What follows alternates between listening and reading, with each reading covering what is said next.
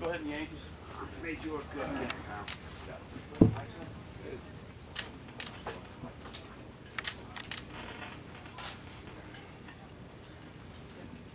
Okay, we'll get started. We'd like to welcome Adam Scott into the interview room here at the Crown Plaza Invitational at Colonial. Adam, first of all, let's get right to matters. Congratulations on the new #1 ranking in the official World Golf Rankings. I know that's quite an achievement for you, something that really means a lot to you if we get some context. Yeah, thanks, John. Yeah, it's quite incredible, really, to sit here as the #1 golfer in the world.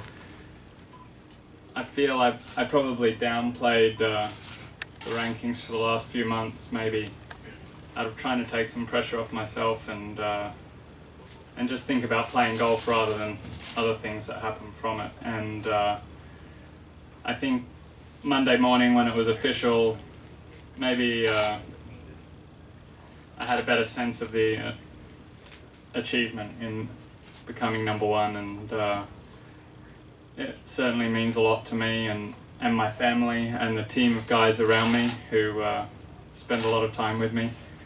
And I'm certainly appreciative of their support and everyone else's. It's an amazing accomplishment for me. So I'd just like to say that. And I'm going to have to work pretty hard to stay on top. But a part of coming here this week was to play as the #1 golfer in the world and enjoy it for at least a week, hopefully, and from there we'll see what happens. And before you open up to questions, just comment on this golf course. You're making your 3rd start here at the Colonial. Yeah, well, this is recognized by us as one of the best courses on tour, so there's only a lot of good things to say about this. I'm going to enjoy the challenge this week.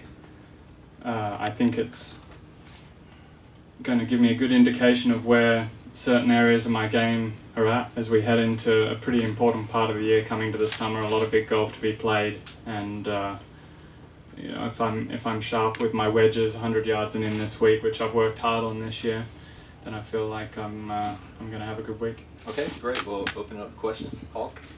Adam, you just said obviously playing here was part of, you know, being #1 and having that experience. Talk about, though, preparing yourself to play as a #1 player. Obviously, you haven't had a chance to do that quite yet. Yeah, it's not something you really spend a lot of time thinking about. It's only been realistic for the last week, sitting at home, and it's been an interesting week. Weather wasn't very good at home the last week for a lot of practice. It was extremely windy and we had a fair few storms, so I probably didn't practice as hard as I normally do, but it was also quite nice to get a bit of a forced rest sometimes. That's a blessing in disguise, and I was getting a little frustrated at the players because my swing and everything felt in good shape, and I didn't get 4 rounds out of it. I got 2 rounds out of it, and sometimes to get out of your own way is a good thing, and I think I did that last week, and I got to play a little the last few days, and you know, things just felt a little easier than sometimes it's a grind, and I think I took it a bit easy on myself last week. Okay, Bill?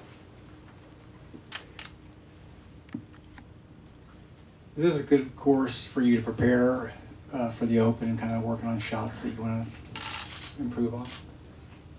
Yeah, I mean, this is a good course, full stop. It's not good just for preparation. It's a great track and a great list of winners here. But adding this to the schedule was important, I felt, for me, a bit following up on where I was. I've spent a lot of time on the range working on things and everything feels in a good place, but I just didn't take, you know, that playing rhythm out on the course every day at the Players. Sometimes you can get stuck on the range and take that to the course, trying to make perfect swings all the time, and I think getting in a little playing rhythm is going to be good for me the next couple of weeks, and then a week off heading into the US Open. So you know, the goal here is obviously to get in contention, but you know, try and find that nice rhythm on the course. Okay, Jimmy? Yeah, Adam, obviously you knew that the ranking was coming on Monday. Did you do anything to commemorate it with, you know, friends or your wife or anything? Or how did you acknowledge the day you became #1? Some close friends at home invited me over for dinner, and had a couple friends come over to surprise me, and they gave me a very nice gift of, they popped a bottle of champagne, and the cork and wrapping is being sent off to be kind of cast in sterling silver and engraved, so which is a very nice touch, and was really nice of them to do that. And it was things like that, along with receiving messages of congratulations and messages from my family and friends, that, you know, made me get out of my own way a little bit and realise that, you know, it really is an incredible achievement, and so you've just got to enjoy the moment, I think, a lot of the time, and certainly playing here this week is for me, and you know, it's something that you throw around when you're a kid, when you're 12 years old, that you'll be the best player in the world. It's really quite incredible that it happened. Mike?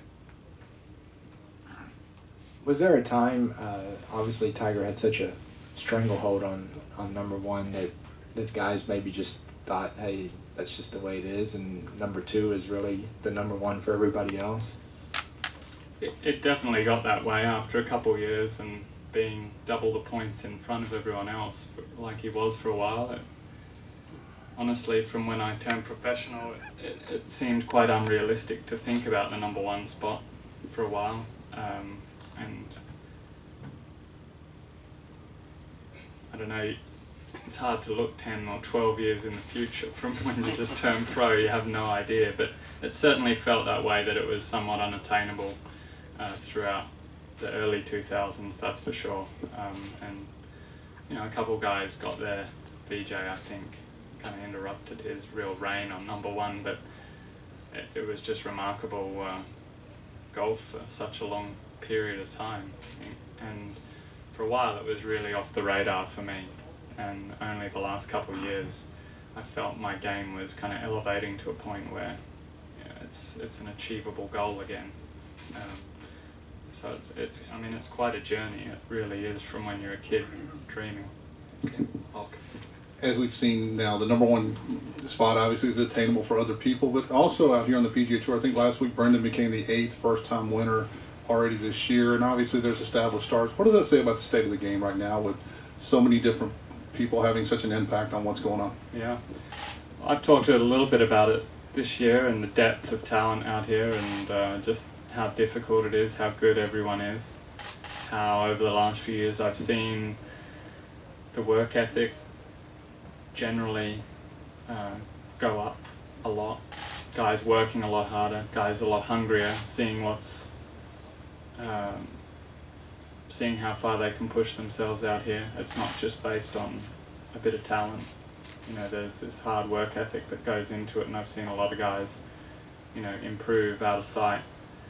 And the depth of talent's incredible, and it's probably got to do with some kind of carryover effect that Tiger's had on the game. You know, we're kind of 15 years from when he first came out, and now we're seeing guys in their early or mid-20s, you know, who have put in a lot of work since they were young and aspiring to be Tiger, kind of paying off. And that's why I think we're seeing a lot more first-time winners. It's a lot more competitive, and it's just getting harder and harder to be out here. All right. Adam?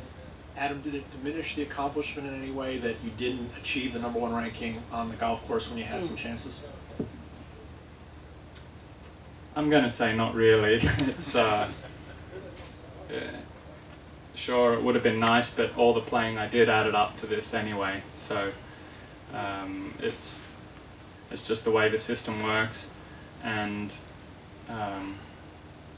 sure, it would have been awesome to win a tournament and jump to number one like some guys have, but it wasn't the way. But hopefully, you know, I can get on and try and win a tournament this week or next week and start trying to keep myself up on top of the list. Okay. Art? Adam, the other change and the other thing to be congratulated for is your new marriage. Just wondering, how is that going so far? And also, is your wife here this week, or will she travel some with you to different events?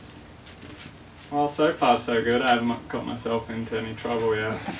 So, must be the honeymoon period still. Is she here this week? No, she's not here this week. Will she travel some? She doesn't travel much, no, she works, so she's busy at home. Adam, is there any confidence gained from knowing that you were able to climb this mountain and get to number one, or does that confidence come from just working hard in the dirt? A bit of both. I think you're a fool not to use everything to your advantage. You know, I'm definitely going to take some confidence out of this, but at the end of the day, we're all kind of happiness and confidence is based on our results and how we're playing. And I know I'm playing well at the moment, but I'm certainly looking to improve on my results. It's not far away. This would be a great week to do it. Okay, a few more. Okay, Mike. Adam, obviously you've had a lot of success here in Texas. What is it about these courses and that seem to suit your game? Yeah, I'm not sure if it's just a coincidence or thinking back over the years and sitting answering questions about Texas, a lot of the times, you know, you get this feel that it's very similar to Australia in the way the land is, the trees, it's not dissimilar anyway. And I've always enjoyed playing out here. A fun little mini goal would be to win this week and have won all the events in Texas. I think that'd be quite a fun thing to achieve, and certainly motivation for me out here this week. Adam and then Chris. Adam, you're at number one now, and Martin Keimer talked about the pressure he felt when he was number one. How do you think you will handle it? Yeah, I don't really know. I'm gonna obviously try my best. I think I've got to not think about the rankings too much, like I was telling you before. I mean, I didn't focus on the rankings the last couple of months, and I really didn't, and tried to downplay it and just get on with playing golf, and I think that's what I need to do now. There's a lot to achieve still this year. There's an event this week, and obviously that we're getting into the lead up to the next major championship of the year, which is a big focus for me. So I think I just need to get on with playing golf. You know, enjoy this week, and I enjoyed Monday night and celebrating with some close friends, but you've got to do that to kind of understand, otherwise everything becomes very monotonous and just nothing's great and nothing's bad, and you can't be like that. You've got to go through the highs and the lows. So you know, this week's going to be enjoyable, but I'm going to just try and get on with playing golf the best I can. Chris? Adam, on Monday, an 11-year-old girl qualified for the U.S. Women's Open, and I wanted to know what your reaction to that was, and also when you were 11 years old, if not just a professional event, but a major, was that ever even on your radar screen? At 11? The club championships weren't even on my radar screen at 11. It's staggering. It's Lydia Ko's next rival there. You know, it's quite incredible to imagine. Did she shoot? A good score, obviously. 74-68. Yeah, 74-68. Incredible. I didn't shoot in the 60s when I was 11, so I think it's just got to be a good thing. There you go, a little bit like I was saying about the young guys and depth of talent out here. It's obviously the same across the board in women's golf as well. It's exciting to see. I mean, it's a little scary. Looking at the amateur playing the Masters last year at 14, maybe that, and did he make the cut? Yeah. That was, you know, it's hard to comprehend really. I think about how nervous I was playing as a professional for the first time, let alone as an 8th grader. You know, it's really hard to comprehend. I don't really have anything better than that for you. All right. Adam Scott, we appreciate your time. Thank you, sir. Okay. Thanks, Sean.